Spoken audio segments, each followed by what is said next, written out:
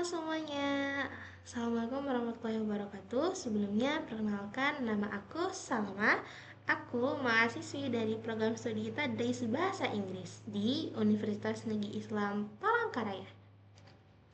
Sebagai mahasiswi bahasa Inggris atau mahasiswi keguruan, kita sering banget nih kan diuji sama yang namanya data penelitian, yang dimana biasanya kita meneliti bagaimana cara kita mengajar di kelas. Sebelum kita melakukan penelitian atau sebelum kita melakukan membuktikan gitu kan bahwa data kita nih beneran apa enggak sih gitu. Jadi kita wajib melakukan yang namanya uji asumsi dasar agar hasil yang kita hasilkan tadi mendapatkan hasil yang valid atau hasilnya dapat dipertanggungjawabkan. Nah, hari ini aku mau ngajak teman-teman nih untuk melakukan langkah-langkah uji integritas data, normalitas, dan homogenitas yang akan kita lakukan pada web JASP atau JASP. Nah, kita mulai aja ya teman-teman. Pada bagian pertama, sebelumnya teman-teman harus download dulu nih di laptopnya masing-masing JISP-nya itu. Nanti teman-teman akan muncullah pada bagian ini teh. Nah, karena di sini aku belum punya data ya teman-teman, aku juga belum penelitian, jadi aku harus memakai data yang sudah disediakan oleh JISP tersebut.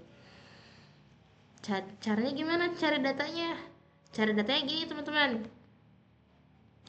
Teman-teman klik garis 3 di bagian sebelah kiri layar, lalu klik open, terus bagian data library, terus bagian deskriptif. Nah, sebenarnya di sini banyak banget ya teman-teman.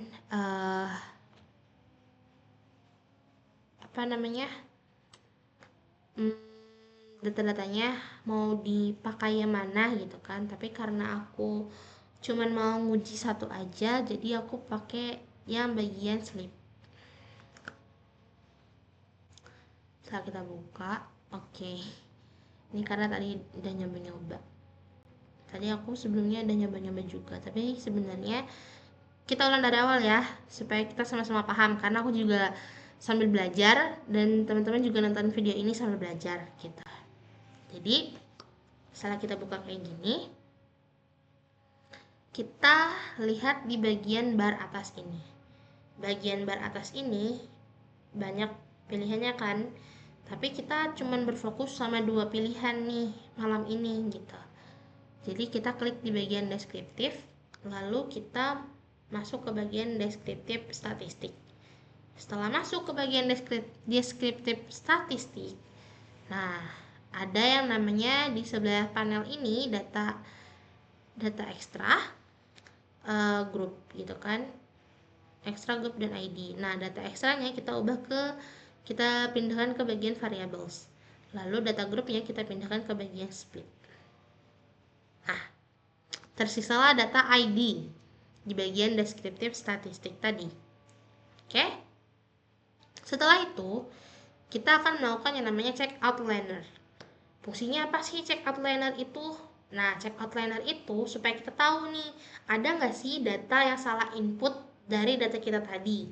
Karena biasanya dari data check outliner ini, kita jadi tahu data mana aja yang salah atau pengetikan mana sih yang salah. Karena biasanya kan kita tuh salah ketik ya teman-teman, atau kita tuh salah input gitu datanya.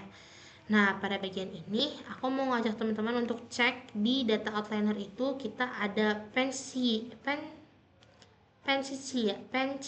atau enggak sih gitu. Nah, kita pindah ke bagian panel, kita masih di panel kiri. Oh ya, di sini panel kanan ini itu adalah panel hasilnya. Jadi setiap kali kita melakukan sesuatu di panel kiri, nanti itu akan keluar pada panel kanan. Nah, di sini ada tiga menu nih kan teman-teman. Ada statistik, ada basic plot, ada customizable plots. Nah, kali ini kita klik di bagian customizable plot, lalu kita scroll. karena udah kita klik tadi. Setelah kita scroll, muncullah pilihan yang namanya box plot. Kita centanglah yang namanya box plot ini. Kita centang, otomatis dia akan ikut mencentang box plot elemen. Setelah dia mencentang box plot elemen, kita juga harus mencentang yang namanya label outliners. Nah, sudah. Kita tunggu dulu karena dia sedang proses. Sampai prosesnya selesai. Oke, prosesnya sudah selesai teman-teman. Setelah itu, kita lihatlah di panel kanan ini. Kita lihat di sini muncul yang namanya grafik box plot. Kita perhatikan di area sekitar kotak. Sekitar kotak ini ya teman-teman. Jika tidak ada titik dengan label angka, artinya data kita bersih dari outliners atau pensil yang bisa merusak analisis kita. Nah, setelah itu kita lakukan lagi yang namanya uji. Ini triknya tutup ya, yang customizable plot tadi. Kita lakukan lagi yang namanya uji normalitas. Nah, uji normalitas ini kita masih ada di bagian ini tadi, di bagian deskriptif tadi, tapi bedanya kali ini kita pindah ke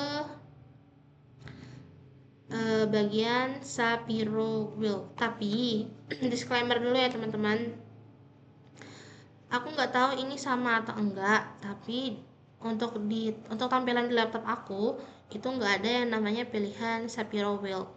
Nah, gimana caranya kita memastikan data ini gitu kan? Untuk uji normalitasnya pada laptop aku, kita lari ke bagian statistik.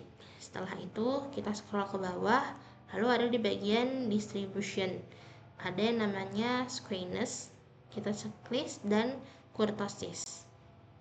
Nah, setelah di checklist kita tunggu dia proses lagi di sini sampai dia selesai proses. Tapi karena prosesnya lumayan lama, jadi aku mau ngajak teman-teman untuk move dulu, yaitu dimana kita tadi untuk kita memastikan tadi kita klik statistik tadi ya teman-teman, karena pada laptop aku nggak ada yang namanya Shapiro Wheel. Jadi kita harus klik statistik untuk checklist bagian skewness dan kurtosis tadi. Lalu setelah kita checklist bagian itu, kita move on ke bagian yang namanya basic plot. Nah, pada bagian basic plot ini kita centang yang nama di bagian distribution plot. Kita centang di sini, lalu kita centang di Q&Q plot. Nah, sudah kita centang, kita nunggu di bagian panel sebelah kanan ini proses lagi. Setelah selesai tadi kan kita udah checklist. Ini masih proses ya teman-teman. Tadi kan pada bagian submenu statistik tadi kita udah checklist bagian skewness tadi dan kurtosis tadi. Nah, di sini bisa kita lihat nih datanya. Bagian skewness tadi 0,581. Terus bagian kurtosis tadi min 0,630 gitu. Setelah kita cek, pastikan pada tabel deskriptif statistik. Tabel deskriptif statistik. Mana? Oh, ini dia. Ini. Pada tabel deskriptif statistik, pastikan nilai skewnessnya tadi. Nilai skewness dan kurtosisnya tadi mendekati angka 0 untuk menunjukkan datanya normal. Nah, nih di sini nih punya aku tadi kan 0 nih teman-teman. Nah, berarti data punya aku ini adalah data yang normal. Nah, pada bagian Q&Q plot, kita pastikan yang namanya titik-titik data mengikuti titik-titiknya itu yang ini teman-teman. Nih, titik-titik ini mengikuti garis diagonal merah. Jika titik-titik ini menempel pada garis, maka asumsi normalitasnya terpenuhi. Nah, karena titik-titik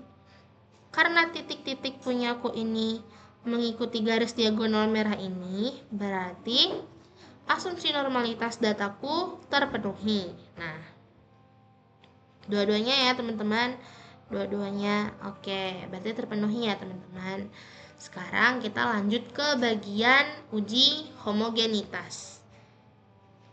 Gimana caranya untuk lanjut ke uji bagian homogenitas? Yaitu kita lanjut ke, lihat nih di bar sini kan ada pilihan tadi tuh. Tadi kan kita klik yang deskriptif tadi. Sekarang kita klik di bagian t-test. Nah, pada bagian ini kita disuguhkan sub menu lagi. Lalu kita klik yang namanya independent sample t-test. Kalau kita klik di bagian independent sample t-test, langkah terakhir untuk menguji homogenitasnya, kita klik ini kan. Lalu bagian ekstra tadi kita masukkan ke dependent variable,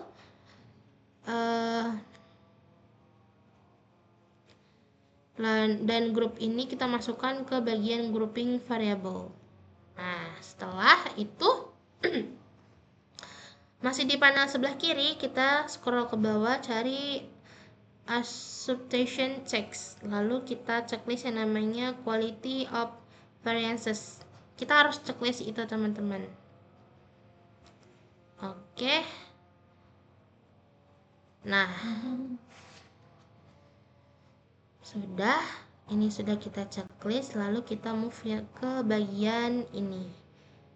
Nah, ke bagian kanan. Nah, seharusnya di panel bagian kanan itu muncul yang namanya tabel Levenes. Tapi karena di sini tidak muncul label Levenesku, dan aku juga udah nyari-nyari, udah beberapa kali percobaan dan tidak muncul-muncul, kita bisa lihat di bagian sini. Nah, bagian sini teman-teman.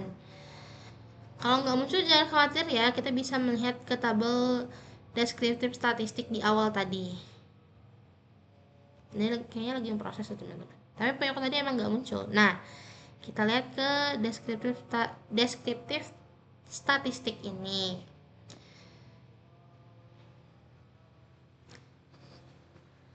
Nah, kita harus membandingkan nih. Kita kan nggak muncul nih tabel levelnya tadi, berarti kita harus kembali ke deskriptif statistik di awal dan membandingkan nilai STD-nya. Nah, ini nilai STD-nya nih teman-teman. Ini nilai STD definition antar grup. Definition antar grup. Nah,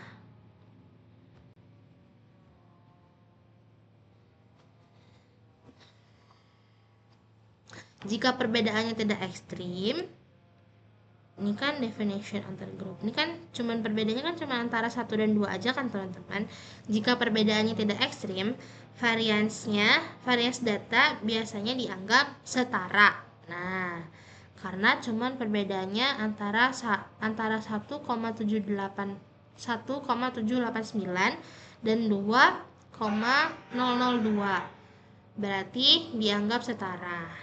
Nah, berarti data yang teman-teman ujikan tadi, datanya sudah homogenitas,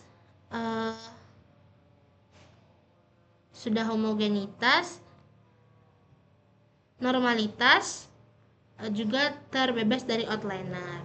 Oke. Nah, itulah tutorial dari aku untuk uji asumsi dasar menggunakan GESP dengan memastikan datanya bebas outliner, berdistribusi normal, dan memiliki varians homogen. Kita sudah siap melakukan analisis statistik lebih lanjut ketika data-data kita sudah terkonfirmasi bebas dari outliner tadi, distribusinya normal, dan memiliki variabel homogen. Mungkin itu aja dari aku. Aku Salma dari UIN Palangkaraya. Terima kasih sudah menonton tutorial ini. Semoga bermanfaat juga bagi teman-teman semua. Ini pembelajaran baru untuk aku dan juga pembelajaran juga untuk teman-teman sekalian. Assalamualaikum warahmatullahi wabarakatuh.